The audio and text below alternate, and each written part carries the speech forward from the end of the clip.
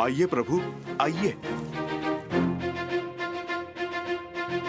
प्रभु, महाराज सुग्रीव बाली को द्वंद्व की चुनौती देकर यहीं पर लाएंगे। प्रभु, इस स्थान से आप युद्ध क्षेत्र पे पूरी दृष्टि रख पाएंगे और आपके लक्ष्य के बीच कोई भी बाधा नहीं आएगी।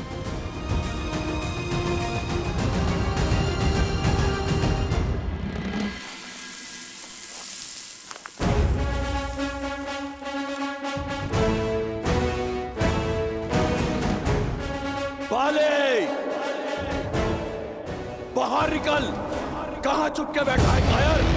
बाले! बाहर निकल! बाहर निकल कायर! बाले! सुग्रीव!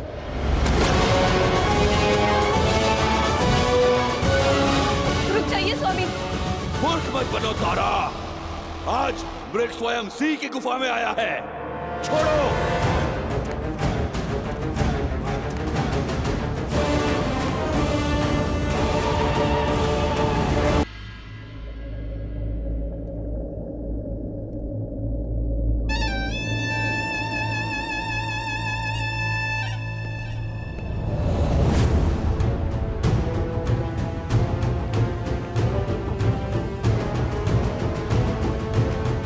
पिताश्री, आपसे आज्ञा चाहिए। स्पष्ट रूप से आपसे एक बात करने के लिए। प्रश्न ये है कि जो मेरे समक्ष खड़े होकर मुझसे बात करना चाहता है, क्या वो मेरा पुत्र है या लंका का युवराज? युवराज नहीं पिताश्री, आज यहां एक पुत्र अपने पिता से अपने मन की बात करने के लिए आया है। तो निर्भय होकर कहो। अब जब से सीता को लंका लेकर आए, माता अति चिंतित रहती है। पर स्त्री को लेकर आपके भीतर बढ़ रही इच्छाएं, आपका अपने ज्ञान के गर्भगृह को स्वयं जलाकर भस्म कर देना, इससे माता का भय और बढ़ रहा है। क्या कहा तुम्हारी माता ने? कि आग जब दीपक की बाती को पकड़ लेती है तो बाती से पूर्व वो उसके भीतर के तेल को जलाती है और फिर बाती भस्म हो जाती है। लंका का वैभव भस्म हो रहा है पिताश्री, और उसका प्रारंभ हमारे अपने ज्ञान के भंडार से हुआ है। तो अब रावण के आचरण से लंका के युवराज को समस्या होने लगी है। नहीं पिताश्री, मैं केवल एक सरल समाधान लेकर आया हूं। आप मुझे आज्ञा दीजिए, मैं अभी उस राम को मारकर उसका मृत शरीर सीता को दिखाता हूं। बस एक बार उसकी आशा दम तोड़ दे तो वो आपको स्वीकार कर लेगी। राम की मृत्यु उपरांत सीता अपनी पतिव्रता धर्म से मुक्त हो जाएगी। तब वो आपसे विवाह अवश्य करेगी, और आपसे विवाह होने के पश्चात सीता का हमारे परिवार का भिन्न अंग बन जाने के पश्चात आपकी प्रतीक्षा के साथ साथ माता की चिंताएं भी सदा सदा के लिए समाप्त हो जाएंगी। जब विधाता ने स्त्री बनाई तो उसे 5 नहीं 6 तत्वों से बनाया। वो छठा तत्व है चिंता। जब मैंने तुम्हारी मां को शादी का प्रस्ताव दिया तो वो चिंतित हुई। जब मैंने शनि को बंदी बनाया तो वो चिंतित हुई। जब मैं सीता के स्वयंवर में गया वो चिंतित हुई। जब मैंने विद्युत जीवा को मारने का निश्चय किया वो चिंतित हुई। और आज जब मैं सीता को हर कर लाया हूं वो चिंतित हुई। स्त्रियां क्षण भर में तिल का ताड़ बना लेती हैं। क्या तुम्हें क्षण भर के लिए भी लगता है कि मैं उस वनवासी से भयभीत हूं? जब मेरे पास कुछ भी नहीं था, मैं तब भी भयभीत नहीं था। यदि मैं चाहता तो उस राम का वध उस वन में एक क्षण में कर देता, परंतु जो योजना मैंने बनाई है उसके अनुसार राम का जीवन मृत्यु से कई दुखदाई होगा। दीपक स्त्रियां जलाती हैं और हम जैसे योद्धा अपने शत्रुओं की चिताएं जलाते हैं। युवराज हूं मैं लंका का, और इस सत्य से भली भांति अवगत हूं कि लंका को स्त्रियों की चिंताओं ने नहीं, अभी तो हम पुरुषों के प्रबल भुजाओं और शौर्य ने बनाया है।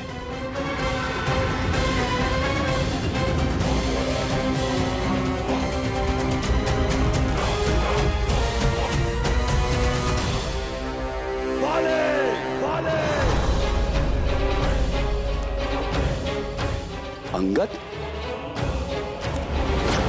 रुकिए प्रभु, ये कुमार अंगद हैं, बाली के पुत्र।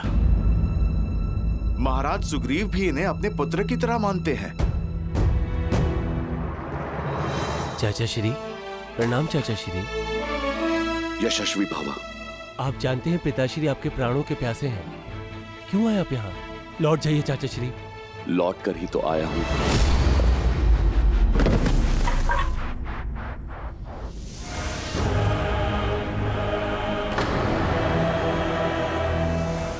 और सीधा उस काल के पास जाएगा जहां से कोई नहीं लौटता। चलो, अच्छा हुआ तुम सामने तो आए, अन्यथा मुझे संदेह होने लगा था कि तुम मेरे कुल के हो या नहीं। ललकार देकर मरोगे तो कम से कम ये कह पाऊंगा कि मैंने एक भगोड़े का आखेट नहीं किया, एक साहसी को वीर गति दी। मेरा कुल कलंक से बच जाएगा। मैं भी यहां युद्ध की मंशा से ही आया हूं, तो मृत्यु प्राप्त करने के लिए सज्ज हो जाओ।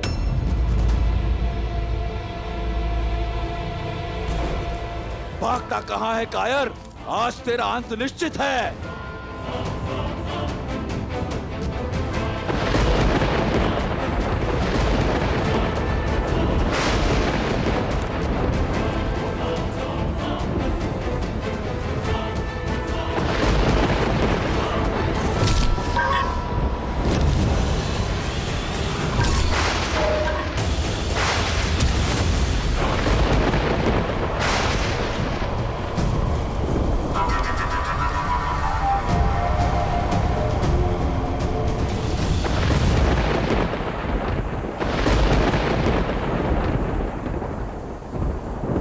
देखा प्रभु, कैसे बाली ने महाराज सुग्रीव की आधी शक्ति ले ली।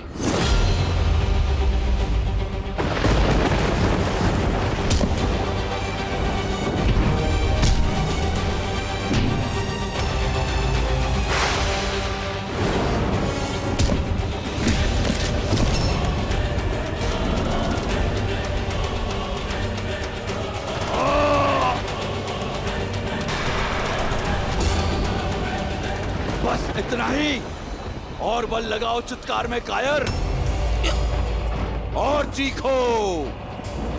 तुम्हारी मृत्यु से अधिक प्रसन्नता मुझे तुम्हारी ये पीड़ा देखकर हो रही है।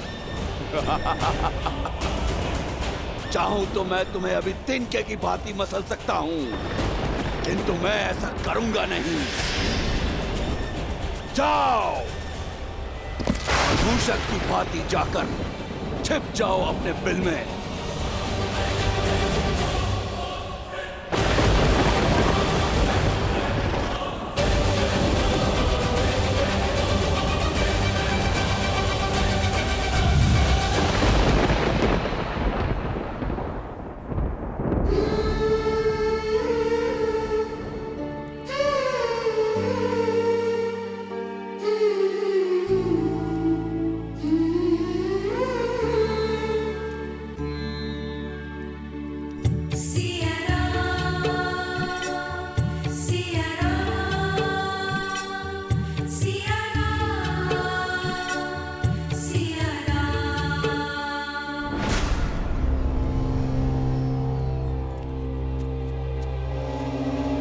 खा लो, मरना तो है ही, भूखी रहकर क्यों? जब तक दशानन प्रसन्न है खा लो, और यदि दशानन रुष्ट हो गए तो ना भोजन मिलेगा और ना जल, और ना ही जिसके नाम की तुम रट लगा के बैठी हो वो राम कभी आएगा। लंका अवश्य सोने की बनी है पर मकड़ी के पाश की भांति है, रहस्यों का पिटारा है ये लंका।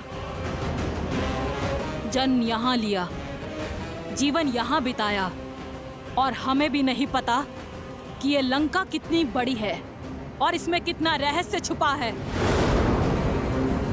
यदि तुम्हारा राम तैरते डूबते यहाँ तक आ भी गया तब भी तुम्हें खोज नहीं पाएगा वो। दशों लोकों के स्वामी लंकापति महाराज दशानन पधार रहे हैं।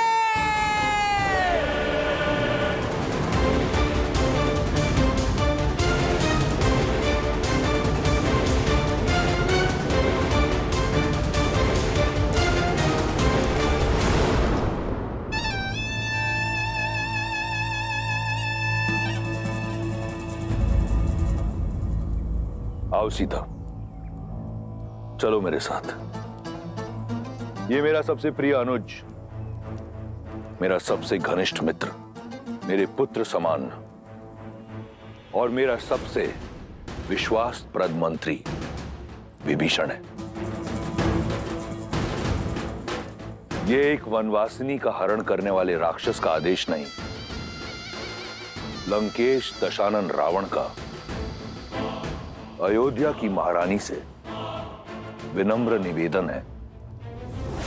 इसलिए राजधर्म और नीतियों का पालन करते हुए मैं अपने मंत्री को अपने साथ लाया हूं। मिथिला नरेश की मैथिली हो तुम, अयोध्या की रानी हो तुम। एक राजा का निमंत्रण अस्वीकार करना अयोध्या की नीति नहीं। क्या अयोध्या की रानी अपने राजधर्म से विमुख हो जाएगी? नहीं। आओ मेरे साथ, ये लंकेश तुम्हें लंका की भव्यता दिखाना चाहता है।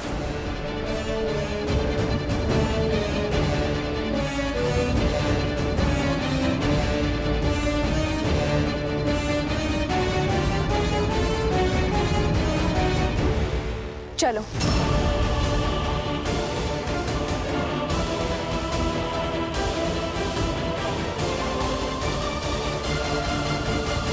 महादेव, रावण सीता को कहां ले जा रहा है? उद्देश्य क्या है उसका? अहंकार। अहंकार का केवल एक ही उद्देश्य होता है देवी,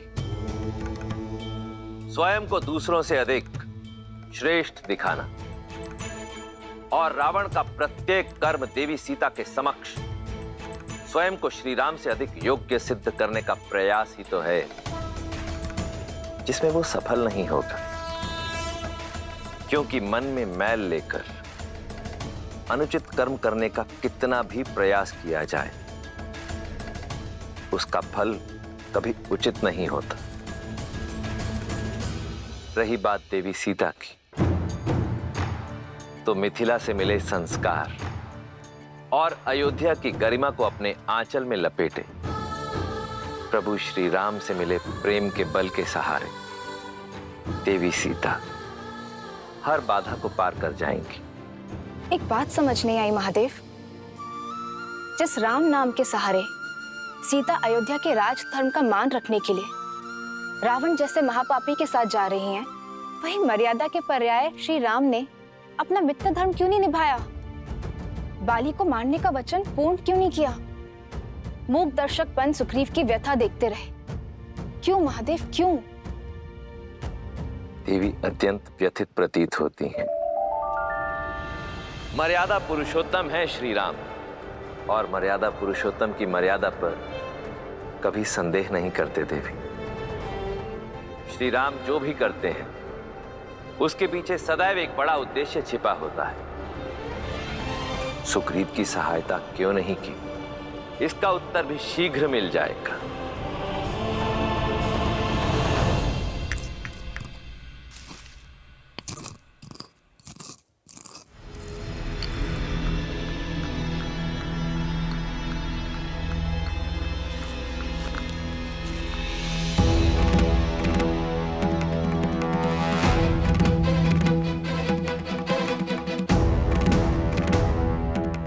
मेरे घाव पर औषधि लग रही है अयोध्या कुमार?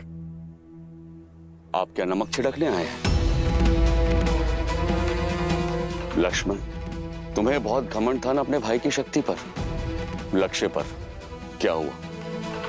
बाली को देखकर धनुष उठाने की शक्ति नहीं बची? या लक्ष्य नहीं साध पाए उस दूरी से? सुरक्षा का वचन देकर विमुख हो गए आप।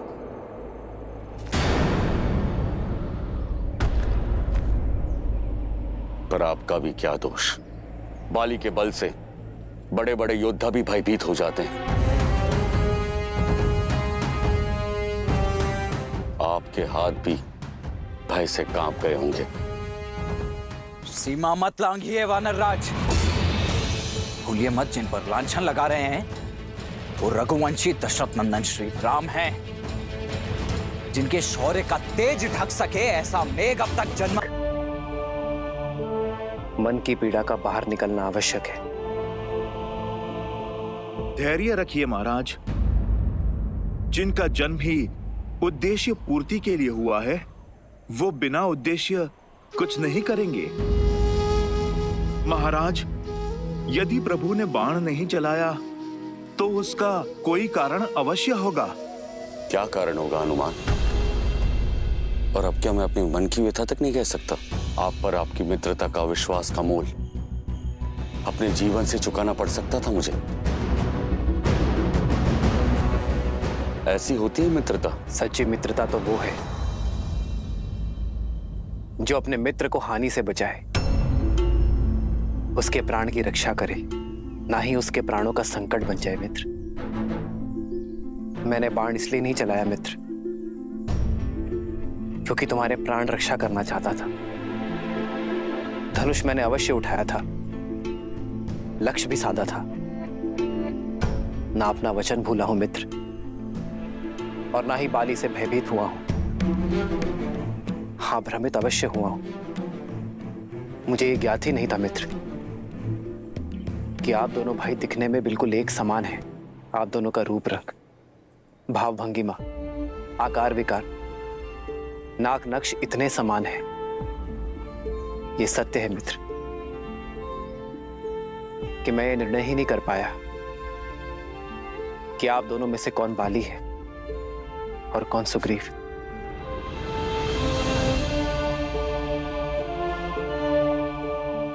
भय था मुझे अपने मित्र को खोने का, उसके प्राण हरने का। बाली के स्थान पर यदि मेरे बाण आपको लक्ष्य बना देते तो मैं स्वयं को कभी क्षमा नहीं कर पाता मित्र। बस यही कारण है कि मेरे हाथ रुक गए।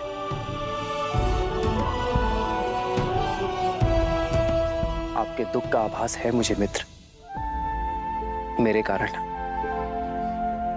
आपके तन और मन को जो पीड़ा सहनी पड़ी है, उसके लिए मैं क्षमा प्रार्थी हूं मित्र।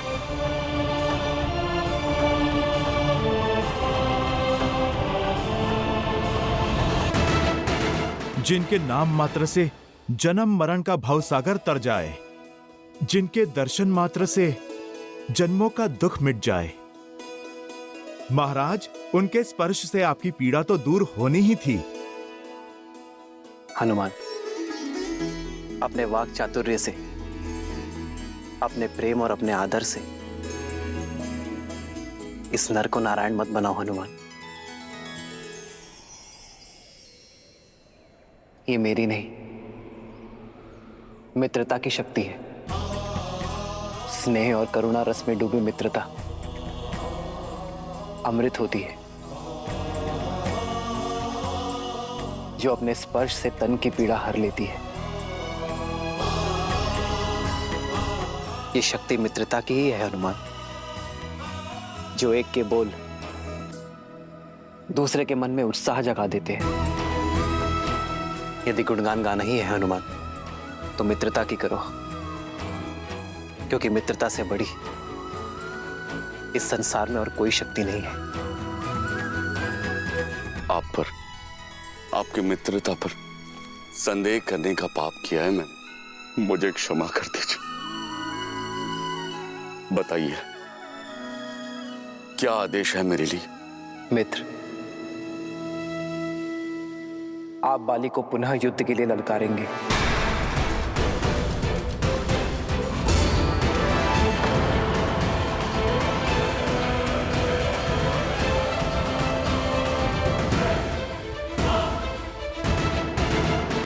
मैं जहां तुम्हें ले जा रहा हूं, वो स्थान मेरे लिए पवित्र और अत्यंत प्रिय है।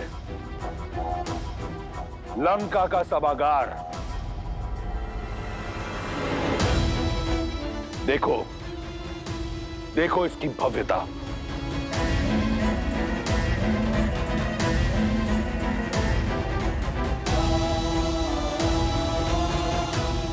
इस समृद्ध सभागार का एक एक स्वर्णिम पत्थर रावण के रक्त, समर्पण और अथक परिश्रम का साक्षी है। ऐसी भव्यता ना तो इंद्र के अमरावती में है, ना ही विष्णु के वैकुंठ में। ऐसा गौरव ना ब्रह्मलोक में है और ना सूर्यलोक में इतना तेज। यह है मेरा सिंहासन। यहीं बैठकर मैं 10 लोकों पर शासन करता हूं। एक बार तुम मेरी पटरानी बन जाओगी तो इस सिंहासन पर मैं तुम्हें अपने साथ स्थान दूंगा। बस एक बार मेरा प्रस्ताव स्वीकार कर लो।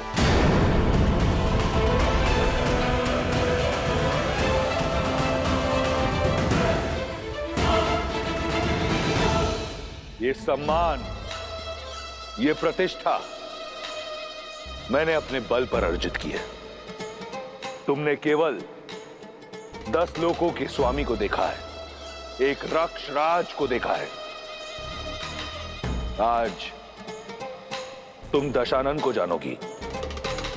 वो दशानन जिसका बचपन अभाव में बीता, जिसने एक टूटी कुटिया में जन्म लिया, अपने साहस और हठ से भव्यता का ये महासागर पाया, अपने पिता का परित्याग सहा, भूख और प्यास से बिलखते हुए अपने भाई बहनों का करुण रुदन सहा, बलशालियों का तिरस्कार सहा। ऐसी अनगिनत कठिनाइयों की अनेक सीढ़ियां चढ़कर यहां तक पहुंचा हूं मैं। जो प्राप्त किया अपने बल से, प्रहार से, प्रयास से, नियति से छीन कर किया। अपने शौर्य, अपने कर्म, अपने इच्छा शक्ति से किया। आज जो ये रावण तुम्हारे समक्ष खड़ा है, इसका निर्माता वो परमात्मा नहीं, स्वयं ये रावण है। मैं दशानन स्वयं को लंका का राजा घोषित करता हूं। और ये रावण कुछ नहीं से सब कुछ पाना चाहता है। यही उसकी हद है।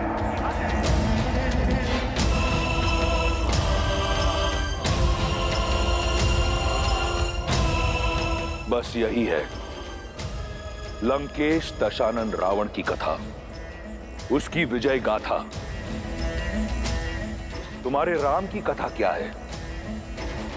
उसने क्या पाया, क्या अर्जित किया? कौन है राम?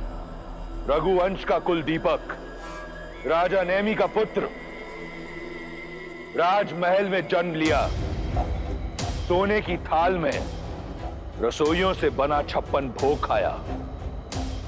भाग्य ने राजकुमार बनाया उसे, परंतु उसके कर्मों ने एक तुच्छ वनवासी, जो वन के कांटों से लड़ने के लिए पादुका तक नहीं पहन सकता, जो 2 समय का भोजन नहीं ला सकता।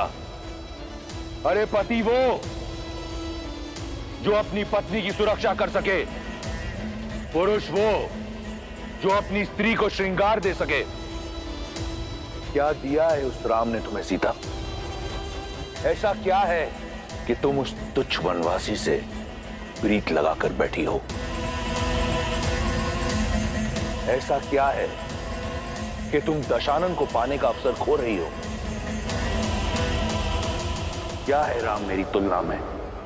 यदि तुम्हारी विजय गाथा समाप्त हो गई हो तो मैं अपना उत्तर सुनाऊं? इसी की तो प्रतीक्षा में हूं मैं। ब्रह्मांड विजय के नाम पर इस संसार की हर वस्तु को अपने अधीन बनाने की चेष्टा में तुम ये तो भूल ही गए कि एक स्वाभिमानी स्त्री का प्रेम, उसका सम्मान, उसकी आत्मा कोई वस्तु नहीं है जिसे तुम अपने स्वर्ण की चमक धमक दिखाकर आकर्षित कर सको।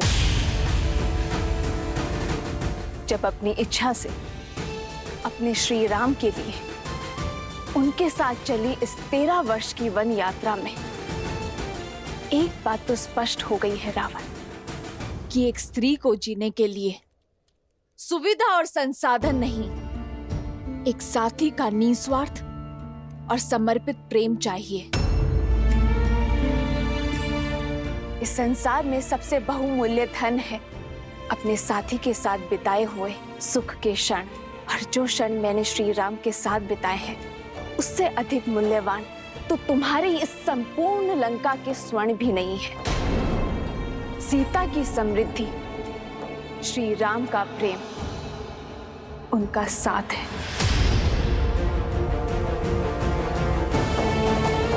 तुम अपनी संपत्ति दिखा रहे हो ना रावण, परंतु ये भूल गए संपत्ति अपनों से बनती है, उनके आदर और सम्मान से बनती है,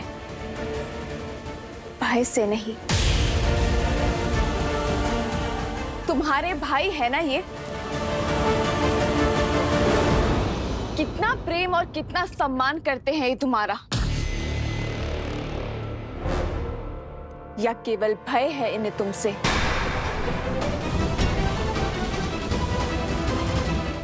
यदि भय ना होता तो तुम्हें भी भरत और लक्ष्मण भैया जैसे भाई होते।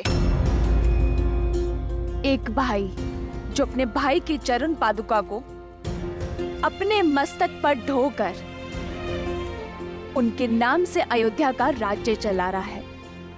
एक भाई जिसने अपने पत्नी, परिवार, सुख सुविधा को छोड़कर अपने भाई की ढाल बनकर उनके साथ वन में खड़ा है। वो प्रजा जो 14 वर्षों से प्रतीक्षा कर रही है कि कब राम नाम का सूर्य आएगा और कब उनके घर में दीपक जलेंगे।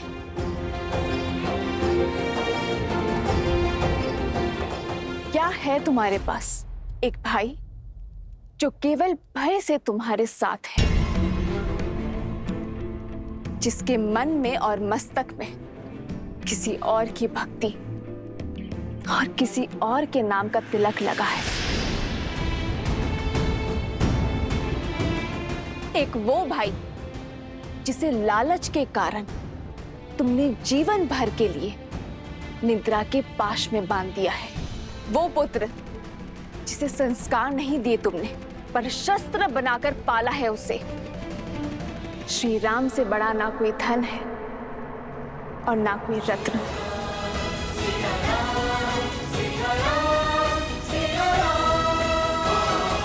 जिस सीता को श्री राम ने अपने हृदय के सिंहासन पर बिठाया हो, उसे तुम इस स्वर्ण सिंहासन का लोभ दे रहे हो। जीते होंगे तुमने लोक, किंतु मेरे श्री राम ने अयोध्या से निकलकर इतने हृदय जीते हैं कि यदि तुम गिनने बैठोगे ना तो तुम्हारा ये जीवन कम पड़ जाएगा।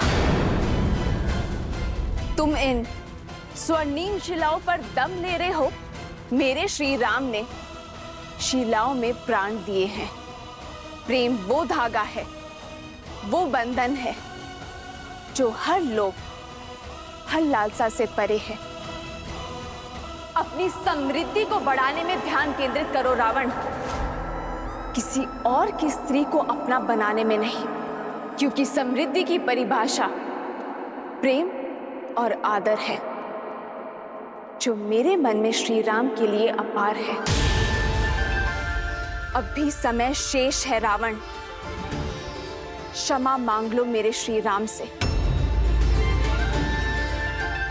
मुझे सम्मान पुनः लौटा दो उन्हें और अपने इस सिंहासन पर अपनी पत्नी को सम्मान स्थान दो।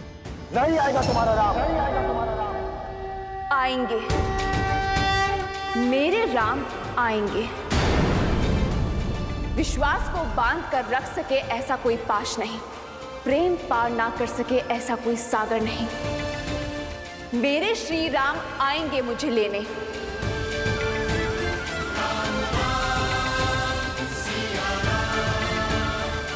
मेरा विचार है हमारा संवाद समाप्त हुआ। अब मैं वाटिका में जाके अपनी समृद्धि का आनंद लेना चाहती हूँ। अपने श्री राम के साथ बिताए हर क्षण को स्मरण करने जा रही हूँ।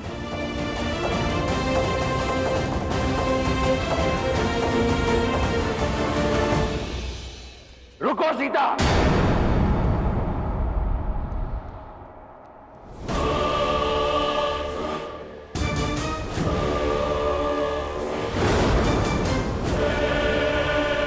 मेरे प्रेम को मेरी दुर्बलता समझने की भूल मत करना। मैं तुम्हारे समक्ष प्रेम का निवेदन लेकर आया था, याचना न ये। मेरे भीतर जल रही क्रोध की ज्वाला को मत भड़काओ। यदि मेरा हृदय तुम्हारे प्रेम से रिक्त हो गया तो ये क्रूर बन जाएगा। यदि मैं तुम्हारा प्रेम ना पा सका तो ये समस्त संसार रावण के नाम मात्र से भयभीत होगा। मेरे भीतर सो रहे राक्षस को मत जगाओ।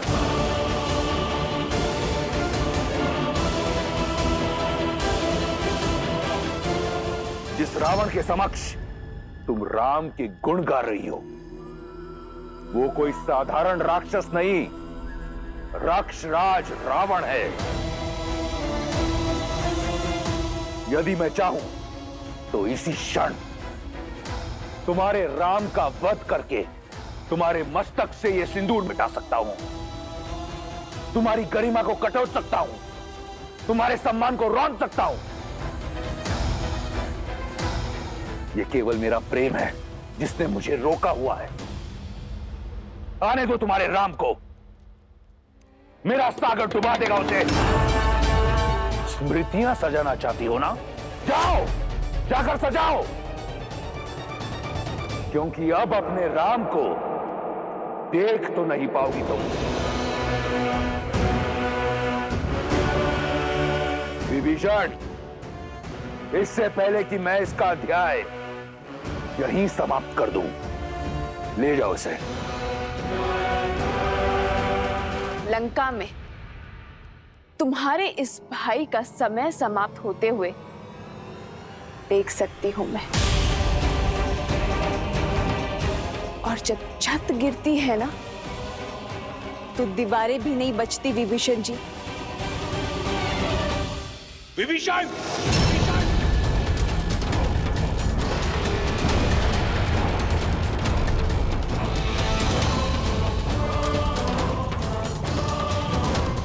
देवी,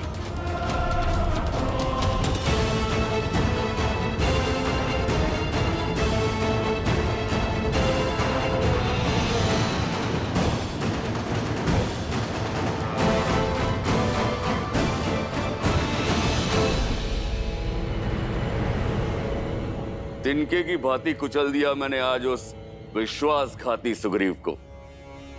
मेरे समक्ष ऐसे चीख रहा था जैसे गज के पांव के नीचे मूषक। इतना आनंद तो मुझे जीवन में कभी नहीं आया था जितना उस कायर की अस्थियां चटकाने में आया। ऋषिमुख पर्वत पर किसी गुफा में छुपकर अपने घाव सेक रहा होगा वो।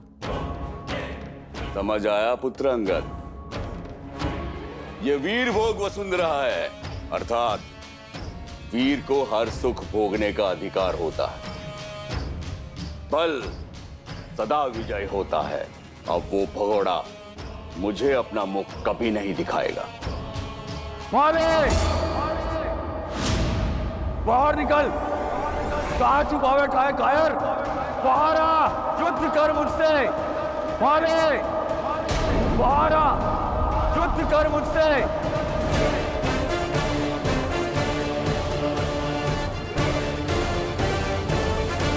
क्या बाली एक बार पुनः बाहर आएगा? अवश्य आएगा लक्ष्मण। उसे सुग्रीव की ललकार नहीं, अहंकार की पुकार यहां लेकर आएगी। परंतु आप इतने विश्वास के साथ कैसे कह सकते हैं भैया? यदि बाली ने सुग्रीव के गले में वो माला देख ली और उसे संदेह हो गया तो? यदि उसे हमारी योजना का तनिक भी भान हो गया तो फिर? अभिमान की पट्टी बहुत गाढ़ी होती है लक्ष्मण। एक बार नेत्रों पर पड़ जाए फिर कुछ दिखाई नहीं देता। बल के मद में डूबे अभिमानी ये जान ही नहीं पाते कि उन्हें कौन से युद्ध लड़ने चाहिए और कौन से टालने। आज बाली का अहंकार ही उसे यहां तक खींच कर लाएगा। सुग्रीव से लड़ने अवश्य आएगा लक्ष्मण। बाले, कायर, बाहर आ, युद्ध कर मुझसे। ये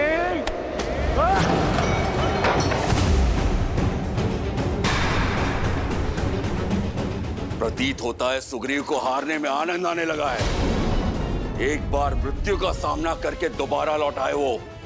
उसने बाली को ललकारा है। इस बार ये ललकार समाप्त करके ही लौटूंगा। नहीं स्वामी, रुक जाइए, तनिक सोचिए। अभी कुछ प्रहर पहले ही आपसे पराजित और लज्जित होकर गए हैं सुग्रीव, और इतने शीघ्र आकर आपको पुनः ललकार दी है उन्होंने। स्वामी, मुझे शंका हो रही है। शंका ये करो कि इस द्वंद्व के पश्चात वो लौट पाएगा या नहीं। कायर लौट के आया है। अस्थियां तो पहले ही तोड़ चुका हूं। आज उसकी सांसों की माला भी तोड़ दूंगा। समझने का प्रयास कीजिए स्वामी। व्यक्ति ऐसा तभी करता है जब कोई षड्यंत्रघात हो या किसी शक्तिशाली मित्र का साथ हो।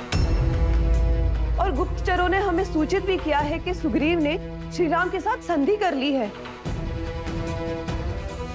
श्री राम की कीर्ति से तो आप भी अनभिज्ञ नहीं हैं। क्या हुआ बाले? भयभीत हो गया क्या? बाहर निकल बाले। कायर, कहाँ चुप के बैठा है? स्वामी, बाले, बाहर आ और लड़ मुझसे। नहीं स्वामी, यदि एक युद्ध नहीं लड़ेंगे तो कोई अनर्थ नहीं होगा।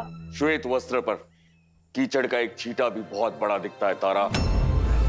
यदि मैंने ये युद्ध छोड़ दिया तो मेरी कीर्ति सदा के लिए कलंकित हो जाएगी। युद्ध और द्यूत का निमंत्रण एक राजा कभी नहीं छोड़ सकता। पिताजी, यदि बात आपके स्वाभिमान की है तो आज्ञा दीजिए मुझे। चाचा श्री से लड़ने मैं जाऊंगा। ये तो और बड़ा अप्यक्ष होगा पुत्र। अपने पिता के बल को कम आंकने का दुस्साहस मत करो। किष्किंधा का राजा अपना कर्तव्य अवश्य निभाएगा।